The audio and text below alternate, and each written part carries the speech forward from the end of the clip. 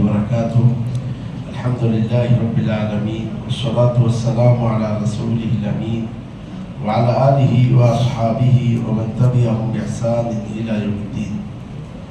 عن أبي هريرة رضي الله تعالى عنه قال رسول الله صلى الله عليه وسلم: إذا مات الإنسان انقطع عنه عمله إلا من ثلاث: صدقة جارية أو علم ينتفع به أو ولد صالح يدعو له. رواہ مسلم. صحیح مسلم کی روایت ہے. ابو ہریرہ رضی اللہ تعالی عنہ فرماتے ہیں رسول اکرم صلی اللہ علیہ وسلم نے فرمایا جب انسان مر جاتا ہے تو اس سے عمل کا تعلق ختم ہو جاتا ہے. یعنی عمل کے ذریعے سے ثواب کا سلسلہ ختم ہو جاتا ہے مگر 3 طریقے سے: صدقہ جاریہ یا ایسا علم جس سے فائدہ اٹھایا جاتا ہے، یا کہ ایسا لڑکا جو اس کے لیے دعا کرے. اس حدیث سے جس چیز کا ہمیں علم ہوتا ہے وہ یہ ہے کہ انسانی زندگی میں عمل کی بڑی اہمیت ہے. عمل صالح کی انسانی زندگی میں بڑی اہمیت ہے. دنیا میں بھی اس کی ضرورت ہے، قبر میں بھی اس کی ضرورت ہے، اور کل میدان محشر میں بھی اس کی ضرورت ہے.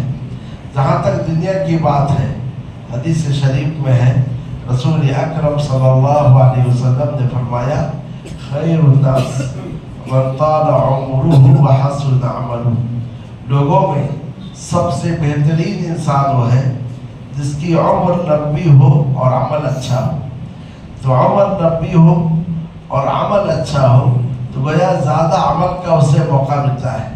تو گویا یہی وہ عمل ہے جس کی وجہ سے ہم دنیا میں خیر الناس ہو جاتے ہیں. لوگوں میں سب سے اچھے لوگ، سب سے بہترین لوگ ہو جاتے ہیں اسی عمل کی وجہ سے. اور جہاں تک قبر کی بات ہے، نبی اکرم صلی اللہ علیہ وسلم نے فرمایا: یتبع المیت ثلاث.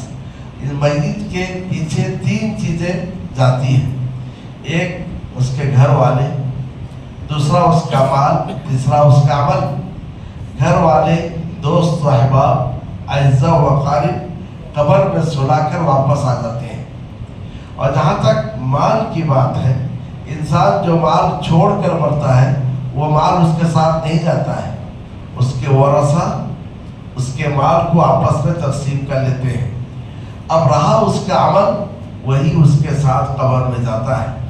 اور اس کی تصویر کسی حدیث میں اس انداز سے کی گئی ہے کہ جب میت کو قبر میں سلا کر لوگ واپس آ جاتے ہیں، اگر وہ برا انسان ہے، منافق ہے یا کافر ہے، تو اس کا عمل ایک بدترین بھیانک انسان کی شکل میں اس کے پاس آتا ہے. وہ گھبرا جاتا ہے اور کہتا ہے: تو کون ہے جو قبر کی اس تاریکی میں میرا پیچھا نہیں چھوڑ رہا ہے؟ وہ کہتا ہے: میں تیرا برا عمل ہوں. اور اگر نیک انسان ہے تو اس کا عمل ایک اچھے انسان کی شکل میں جس کے جسم سے خوشبو مہک رہی ہوگی اس کے پاس آتا ہے، اور قبر میں اس کے لیے مونس اور غفار بن جاتا ہے. وہ انسان کہتا ہے: تو کون ہے جو اس قبر میں میرے ساتھ ہے؟ تو کہتا ہے: انا عملک الصالح. میں تیرا نیک عمل ہوں. تو یہی وہ عمل ہے جس کی وجہ سے دنیا میں ہم خیر الناس ہوئے، اور یہی وہ عمل ہے جو قبر کی تنگ اور تاریک گھر میں ہمارا ساتھ دیتا ہے، ہمارے لیے مونس اور غمخوار ہوتا ہے.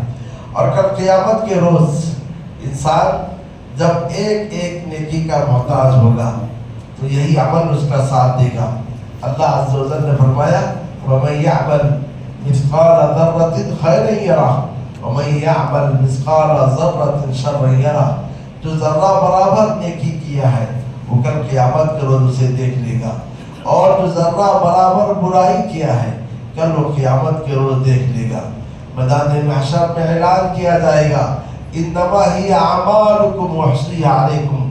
یہ تو تمہارے اعمال ہیں جو میں تم پر گن کر رکھا تھا. اب جو کوئی شخص اپنے نامہ اعمال میں خیر کو پائے فلیحمد اللہ، اللہ کی تعریف کرے. اللہ تعالیٰ نے اسے نیک عمل کی توفیق دی ومن وجد غیر ذلک فلا یلومن الا نفسہ، جو نام اعمال میں عمل کے اچھے عمل کے علاوہ دوسری چیز کو پائے تو وہ اپنے نفس کو ہی ملامت کرے۔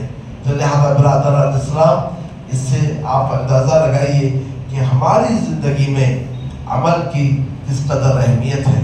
اس لیے ایمان کے تعلق سے اہل علم نے کہا کہ ایمان صرف دعویٰ کا نام نہیں ہے، ایمان صرف آرزو کا نام نہیں ہے، ایمان وہ چیز ہے جو دل میں بیٹھ جائے اور عمل اس کی تصدیق کرے۔ لیکن ان اعمال میں سے کچھ اعمال ایسے ہیں جو ہمارے دنیا سے جانے کے بعد بھی ان سے ثواب کا سلسلہ جاری رہتا ہے۔ جو حدیث آپ کے سامنے پڑھی گئی اس میں ان 3 اعمال کا تذکرہ کیا گیا ہے کہ دنیا سے انسان کے جانے کے بعد بھی ان اعمال کے ذریعے سے ثواب اور اجر کا سلسلہ جاری رہے گا۔ ان میں سے ایک وہ عمل ہے جس کا نام ہے صدقہ جاریہ۔ ایک ہے صدقہ، دوسرا ہے صدقہ جاریہ۔ صدقہ جاریہ کا مطلب آپ کوئی ایسا عمل کریں، کوئی ایسا کام کریں جس سے برابر لوگ فائدہ اٹھا رہے ہیں، جس سے خیر کا سلسلہ برابر جاری ہے۔ جیسا آپ نے کوئی مسجد بنا دی، برابر نماز پڑھی جا رہی ہے، یا کہ آپ نے کوئی جگہ مسجد کے لیے وقف کر دیا، اس میں برابر نماز ادا کی جا رہی ہے، یا کہ آپ نے کوئی دکان، کوئی بلڈنگ خیری کام کے لیے وقف کر دیا، اس کے آمدنی سے لوگ فائدہ اٹھا رہے ہیں، یا اس کے آمدنی سے غربا، مساکین اور محتاجین کی امداد کی جاتی ہے، یا کہ اس کے آمدنی سے دیگر نیکی اور فلاحی کام ہوتے ہیں۔ تو یہ جو اوقاف ہیں یہ اوقاف صدقہ جاریہ ہیں۔ یا کہ آپ نے کہیں کوئی کنواں کھدوا دیا اور لوگ برابر اس کنویں سے پانی پی رہے ہیں، تو گویا اس سے فائدہ اٹھایا جا رہا ہے، تو یہ ہے صدقہ جاریہ، یعنی ایسا صدقہ جس سے برابر فائدہ اٹھایا جا رہا ہے۔ تو یہ وہ عمل ہے جس کا ثواب برابر جاری رہتا ہے اور اجر کا سلسلہ جاری رہتا ہے۔ اور اس مناسبت سے یہ کہنا بھی مناسب ہوگا کہ اس باب میں تیسرے خلیفہ عثمان بن عفان رضی اللہ تعالیٰ عنہ بڑے سبقت لے جانے والے انسان تھے، اور آج بھی انہوں نے جو چیز وقف کیا تھا آج بھی برابر ان کے اوقاف کا سلسلہ جاری ہے اور اس سے فائدہ اٹھایا جا رہا ہے۔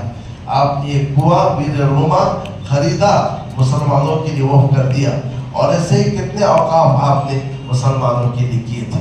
تو لہٰذا یہ پہلا عمل جس سے انسان کے دنیا سے جانے کے بعد بھی ثواب کا سلسلہ جاری رہتا ہے وہ ہے صدقہ جاریہ۔ اور دوسری چیز یا دوسرا عمل جس سے ثواب کا سلسلہ جاری رہے گا وہ ہے علم ينتفع به۔ آپ کوئی ایسا علم چھوڑ کر مرے جس سے فائدہ اٹھایا جاتا ہے، یعنی آپ نے کوئی کتاب لکھ دی، لوگ برابر اس کتاب کو پڑھ رہے ہیں، اس سے فائدہ حاصل کر رہے ہیں، اس سے ہدایت اخذ کر رہے ہیں، اس کا ثواب اور اجر بھی آپ کو ملتا رہے گا۔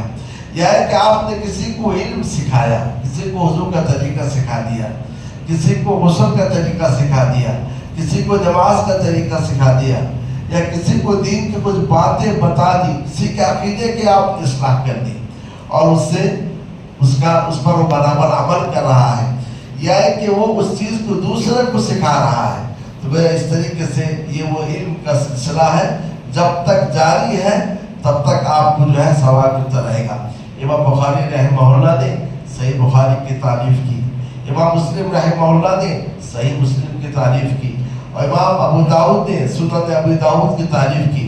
برابر کتاب پڑھی جا رہی ہے، پڑھائی جا رہی ہے، اور انہی سے ہدایت اخذ کیا جا رہا ہے۔ تو علم ينتفع به، یہ کہ ایسا علم آپ چھوڑ کر مرے جس سے فائدہ اٹھایا جا رہا ہے، تو اس سے بھی مرنے والے کو ثواب ملتا رہے گا۔ اور تیسری چیز یا تیسرا عمل جس سے ثواب کا سلسلہ جاری رہتا ہے، اولد صالح يدعو له، کہ آپ اپنے پیچھے نیک لڑکا چھوڑ کر مرے جو آپ کے لیے دعا کرے۔ صرف لڑکا نہیں، صرف نیک لڑکا نہیں، بلکہ نیک لڑکا یا نیک اولاد، چاہے ولد میں لڑکا بھی داخل ہے لڑکی بھی داخل ہے، تو نیک اولاد جو آپ کے لیے دعا کرے، کہے رب ارحمہما کما ربیانی صغیرا، اے میرے رب تو میرے والدین پر رحم فرما جیسا کہ ان دونوں نے بچپن میں میری تربیت کی تھی۔ تو آج افسوس کی بات یہ ہے کہ ہم اپنے آبا اور اجداد کی جائیداد کو تو تقسیم کر لیتے ہیں، ان کے املاک کے لیے لڑتے تو ہیں، لیکن کبھی زندگی میں توفیق نہیں ہوتی کہ ہم اپنے والدین کو اپنی دعاؤں میں یاد رکھیں۔ تو لہذا یہ تین ایسے ہیں کہ آپ صدقہ جاریہ کر کے جائیں، یا ہے کہ آپ کچھ علم چھوڑیں جس سے فائدہ اٹھایا جاتا ہو، یا ہے کہ آپ کوئی نیک لڑکا چھوڑ کر مریں جو برابر آپ کے لیے دعا کرے، اس سے آپ کو برابر ثواب ملتا رہتا ہے، اور برزخی زندگی میں بھی آپ کے درجات بلند ہوتے رہتے ہیں، آپ کو اونچا سے اونچا درجہ ملتا ہے جبکہ عمل کا سلسلہ ختم ہو گیا ہے۔ یہ اس لیے کہ یہ وہ تین چیزیں ہیں جو در حقیقت انسان کی اپنی کمائی ہے۔ ورنہ قرآن مجید نے کہا وَلَيْسَ لِلْإِنسَانِ إِلَّا مَا سَعَى، انسان کے لیے وہی ہے جو اس نے کوشش کی ہے۔ تو یہ جو تین چیزیں ہیں، صدقہ جاریہ یہ آپ کی اپنی کوشش ہے، یا ہے کہ علم سے آپ چھوڑ کے مرے یہ بھی آپ کی کوشش ہے، یا ہے کہ کسی لڑکے کی آپ نے تربیت کی جو آپ کے لیے دعا کرتا ہے، یہ بھی آپ کی کوشش سے آپ کی کمائی ہے۔ اور اسی طریقے سے اس ایمان کی بدولت جو ہمارے سینے میں ہے، لوگ ہمارے بعد جب ہمارے لیے دعا کریں گے تو اس سے بھی ہمیں فائدہ پہنچتا رہے گا۔ تو توحید کے فوائد میں سے ایک اہم فائدہ یہ ہے کہ اگر آپ کا انتقال توحید پر ہوتا ہے تو مومنوں کی دعائیں برابر آپ کو ملتی رہتی ہیں۔ جب مومن کہتے ہیں ربنا اغفر لنا وَلِإِخْوَانِنَا الَّذِينَ سَبَقُونَا بِالْإِيمَانِ، اے اللہ تو ہمیں بخش دے اور ہمارے ان بھائیوں کو جو ایمان میں ہم سے پہلے گزر چکے۔ یا جب دعا کی جاتی ہے اللہم اغفر للمؤمنین والمؤمنات والمسلمین والمسلمات، تو اس سے بھی ہمیں فائدہ پہنچتا رہتا ہے، کیونکہ یہ بھی ہماری کمائی ہے کہ ہم ایمان لائے، ہم نے توحید کو اپنایا، تو ایمان اور توحید کی وجہ سے مومنوں کی دعائیں تا قیامت ہمیں ملتی رہیں گی۔ اور اس طریقے سے بعض اور اعمال ہیں جن کا تذکرہ احادیث میں موجود ہے، جیسا کہ آپ کے جانب سے کوئی عمرہ کر لے، یا کہ آپ کے جانب سے کوئی حج کر لے تو اس سے بھی آپ کو ثواب ملے گا، یا کہ آپ پر کوئی قرض ہے، کوئی آپ کے قرض کو ادا کر دے، اس سے بھی آپ کو ثواب ملے گا اور آپ کے قرض کی ادائیگی ہو جائے گی۔ آخری بات یہ ہے کہ اس مسئلے میں ایصال ثواب جسے کہا جاتا ہے، اس مسئلے میں اس قاعدے کو یاد رکھیں، یہ ایک غیبی مسئلہ ہے اور اس کا تعلق عقیدے کے امور سے ہے، تو لہذا ہم اپنے طرف سے اس کے دروازے کو کھول نہیں سکتے کہ آپ سورہ فاتحہ پڑھ کر کسی کو ثواب بخش دیں، یا قرآن مجید پڑھ کر کسی کو ثواب بخش دیں، یا قل پڑھ کر کسی کو ثواب بخش دیں، اس سے ثواب نہیں پہنچتا ہے۔ کتاب اللہ اور سنت رسول اللہ میں جن باتوں کا تذکرہ کیا گیا ہے انہی کے ذریعے سے ہی انسان کو اس کے مرنے کے بعد ثواب ملتا رہتا ہے، اور اس کے علاوہ دیگر جو بھی آپ کام کریں اس سے ثواب نہیں پہنچے گا۔ اگر اس قاعدے کو مان لیا جائے کہ ہم کوئی بھی عمل کر کے میت کو ثواب پہنچا سکتے ہیں، تو پھر ایسا بھی ہو سکتا ہے ہم کوئی گناہ کر کر میت کو گناہ بھی پہنچا سکتے ہیں۔ تو لہذا اس باب میں ہمیں یہ تعبدی مسئلہ ہے، تو لہذا اس باب میں ہمیں اسی حد تک محدود رکھنا ہے اپنے آپ کو جہاں اس کا ذکر کتاب اللہ اور سنت رسول اللہ میں وارد ہے۔ افسوس کی بات یہ ہے کہ آج لوگ قرآن مجید پڑھتے ہیں اور قرآن مجید پڑھ کر کہتے ہیں فلاں میت کو ہم نے بخشوا دیا ہے، یا کہ صرف طواف کرتے ہیں اور طواف کر کے یہ عقیدہ رکھتے ہیں یا کہ نیت کرتے ہیں ہم طواف کا ثواب فلاں کو پہنچا دیے۔ اب اگر ایسے ہی دروازہ کھول دیا جائے، کل کوئی صحیح کا ثواب پہنچا دے گا، تیسرا بال اٹھانے کا ثواب بھی پہنچا دے گا، تو اس قسم کا دین میں مذاق ہو جائے گا۔ تو لہذا ہمیں چاہیے کہ ایصال ثواب کے تعلق سے اپنے آپ کو اس حد تک محدود رکھیں جس دائرے میں شریعت نے ہمیں محدود رکھا ہے، اور پھر ہمیں چاہیے کہ زندگی جو ہمیں ملی ہے اس میں زیادہ سے زیادہ عمل کریں، اور خاص طور سے ان اعمال کی جانب توجہ دیں جن اعمال کی وجہ سے دنیا سے جانے کے بعد بھی ثواب اور اجر کا سلسلہ ہم ہمارے لیے جاری رہے گا۔ رب العالمین سے میری دعا ہے کہ اللہ عز و جل کہنے اور سننے سے زیادہ ہمیں عمل کرنے کی توفیق عطا فرمائے۔ وصلی اللہ تعالی علی النبی الکریم وعلی آلہ وصحبہ اجمعین۔